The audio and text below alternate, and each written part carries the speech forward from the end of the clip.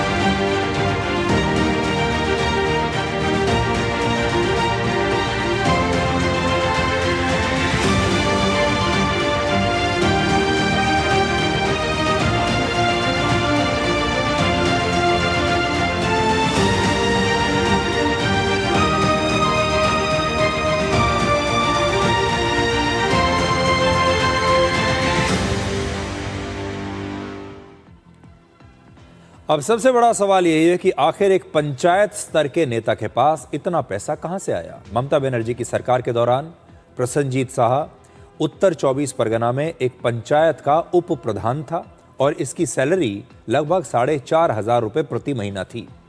खुद सोचिए आप, क्या सिर्फ 4,500 रुपये की सैलरी में कोई व्यक्ति ऐसा आलीशान बंगला बना सकता है?